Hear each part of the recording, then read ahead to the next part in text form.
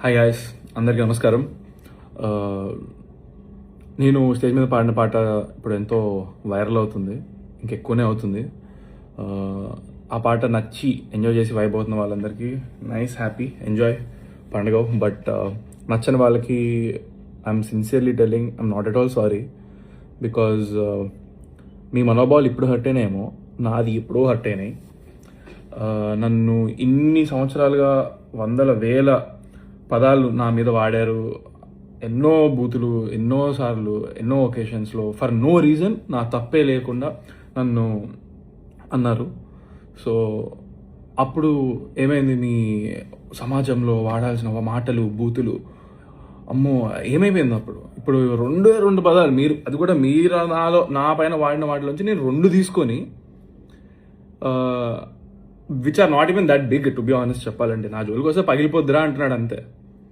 నా జోలికి రాకండి, పగిలిపోద్ది వస్తే. I stand by those words. దగ్గరకు వచ్చి చూడు, తెలుస్తుంది. అండ్ యా, సో ఎవరు అమ్మ నాన్న నేర్పరు, ఓకే, నేను నీ దగ్గర నుంచే నేర్చుకున్నాను. సో అవి తిరిగి 2 అంటే, మెయిన్గా అశోక్ కుమార్ వేముల, నీకు 24 hours టైం ఇస్తున్నా. నువ్వు గనక నాకు 24 hours అపాలజీ నీ నుంచి రాలేదనుకో, దీన్ని నేను ఎక్కడ ఎస్కలేట్ చేయాలి, ఎంత చేయాలో నేను అసలు ఇంతవరకు నా లైఫ్లో నేను ఒక మీమర్ కానీ, ట్రోలర్ కానీ, లేకపోతే నా మీద వాడిన వర్డ్స్ కానీ ఎప్పుడు కూడా నేను రియాక్ట్ అవ్వలేదు. అంటే బాధ ఎక్స్ప్రెస్ చేయలేదు, ఎక్కడ ఏ సింపతి కోరుకోలేదు, లేకపోతే కంప్లైంట్ అనేది కానీ, రచ్చ కానీ ఏం చేయలేదు. ఎందుకంటే ఎవరు ఏమన్నా సరే నన్నే అన్నారు, నేను లైట్ తీసుకున్నాను. I took it as criticism. ఎంతవరకు తీసుకోవాలి అంతవరకు క్రిటిసిజంగా తీసుకున్నాను. అండ్ సరదాగా వదిలేశాను.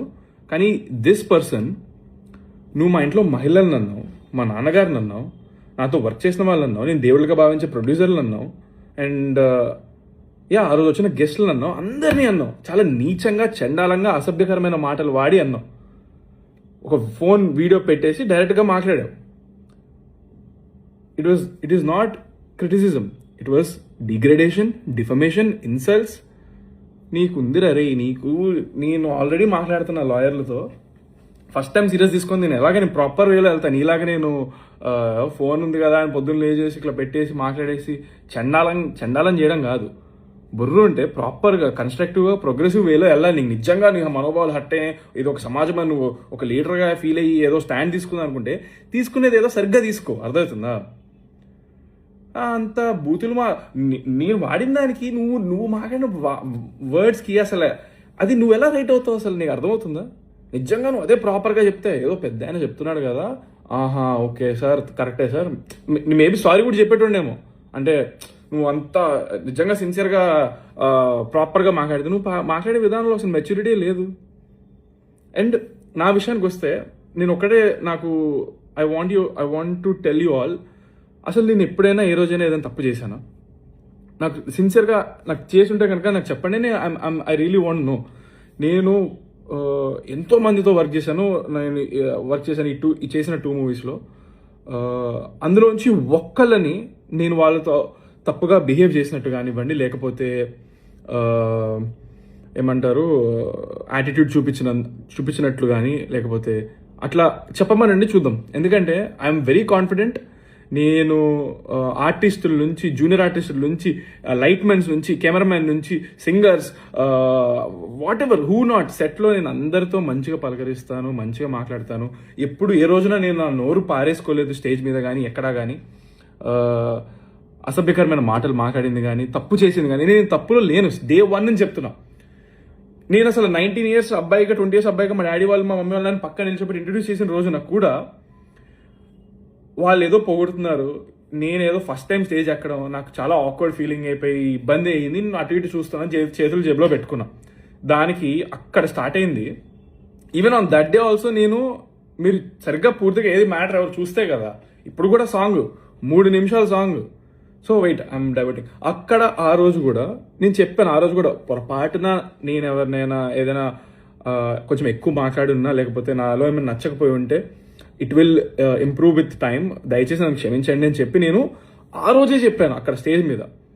అండ్ ఈ రోజు కూడా సాంగ్ పాడిన స్టేజ్ మీద ఈ సాంగ్లో వాడిన పదాలు అసలు సినిమాలో ఉండనే ఉండవు అని కూడా క్లియర్గా చెప్పాను నేను. ఈ సాంగ్ ఆల్రెడీ రిలీజ్ అయింది. ఈ సాంగ్ 3.5 నిమిషాలు. దీనికి ఒక చరణం ఉంటుంది, పల్లవి ఉంటుంది, ఇంకొక పల్లవి, ఒక పల్లవి ఉంటుంది, 2 చరణాలు ఉంటాయి. ఇట్స్ ప్రాపర్ సాంగ్, 3.5 నిమిషాల సాంగ్. దీనిపైన పనిచేసిన వాళ్ళు ఏమి చిన్న చిత్తక వాళ్ళు కాదు. చిరంజీవి, పవన్ కళ్యాణ్ గారు అలాంటి మూవీస్ లో వర్క్ చేసిన వాళ్ళు, వాళ్ళకి సాంగ్స్ ఇచ్చిన లిరిక్స్ వాళ్ళు దీనికే ఉన్నారు, వాళ్ళే వర్క్ చేసింది.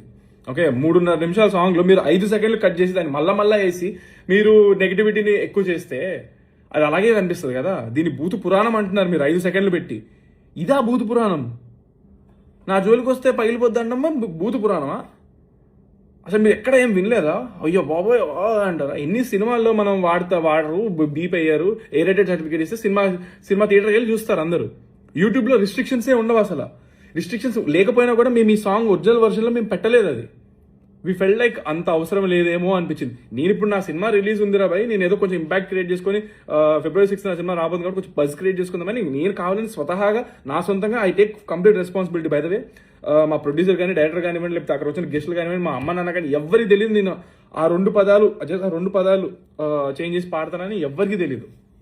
ఓకే, సో నేను ఏదో ఇంపాక్ట్ క్రియేట్ చేసుకుందామని చేశాను అనమాట.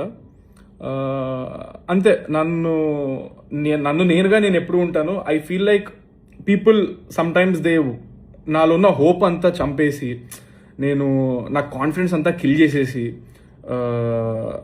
ఇంకా అసలు they want see me cry అన్నట్టుగా అనిపిస్తూ ఉంటుంది. బట్ దేవుడి దయ వల్ల నేను స్టార్టింగ్ నుంచి నేను ఎన్ని మాటలు పడినా కూడా I always been confident and headstrong and ఏదో కసి బ్లైండ్గా సాధించాలని ఒళ్ళు హూనం చేసుకుంటూ కష్టపడుతున్నాను. సో February 6న బరాబర్ ప్రేమిస్తా మూవీ వస్తుందండి. మీరు సినిమా చూడండి. It's a clean movie. మీకు సినిమా నచ్చినట్లయితే 4-5 చెప్పండి బాగుంది సినిమా, నచ్చిందని. నా కష్టం నచ్చితే నన్ను ఆదరించండి దయచేసి. But yeah, Ashok Kumar Vemla 24 hours time bro నీకు మాత్రం. ఇప్పుడు కూడా నేను చాలా రెస్పెక్ట్ఫుల్గా సంబోధిస్తున్నాను, ఎందుకంటే అది నా సంస్కారం. This is how I was brought up.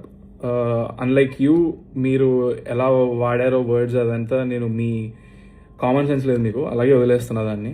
And మీరేమి జర్నలిస్ట్ రిపోర్టర్ నాకు అర్థం కావట్లేదు. అసలు ఆ జాబ్కి ఉన్న పేరు, పరువు, రెస్పెక్ట్ అన్నీ తీసేస్తున్నారు. మీకు అర్హత లేదు అసలు. ఆ జాబ్ని చాలా రెస్పాన్సిబిలిటీతో, డిగ్నిటీతో ఆలోచించుకొని చేయాల్సిన జాబ్ అది. నేను రోజు 10-15 మందిని నా సినిమా టైం ప్రమోషన్స్ అప్పుడు అందరినీ కలుస్తాను. అందరూ నాకు వాళ్ళపైన ఎంతో గౌరవం ఉంది.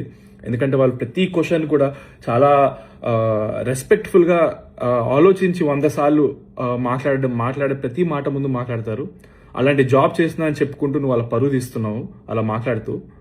ఇన్ఫ్యాక్ట్ నేను స్టేజ్ 3 సాంగ్ పాడి దిగిన వెమ్మటే నాకు ఫస్ట్ అప్రిషియేట్ చేసిన person, one of the most respected and ఎప్పటి నుంచో ఉన్న senior most journalist come reporter ఆయన నాకు షేక్ హ్యాండ్ ఇచ్చారు. అక్కడ ఇంకా ఎంతో మంది రిపోర్టర్లు, జర్నలిస్ట్ ఉన్నారు, అందరూ అప్రిషియేట్ చేశారు. నా సాంగ్ అయిపోయిన తర్వాత ఫుల్ క్లాప్స్, విజిల్స్ అందరూ చేశారు. అండ్ వాళ్ళందరూ అప్రిషియేట్ చేసింది, మెచ్చుకుంది నేను వాడిన బూతులు కాదండి, నేను చేసిన అటెంప్ట్కి. నేను కాన్ఫిడెంట్గా పాడింది. ఎందుకంటే నేను పెద్ద సింగరేం కాదు, నేను సూపర్ పాడానని చెప్పట్లేదు. బట్ అలా సింగర్ కాని పర్సన్ స్టేజ్ ఎక్కి పాడడం అంత ఈజీ కాదని వాళ్ళు గ్రహించి నా ఎఫర్ట్కి నన్ను మెచ్చుకున్నారనమాట. అది వాళ్ళకున్న maturity. And I was able to entertain them for 3 minutes అనేది I'm very happy and proud about it.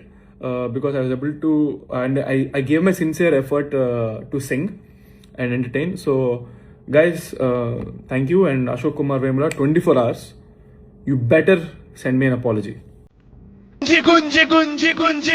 Gunji Gutha పగలదై.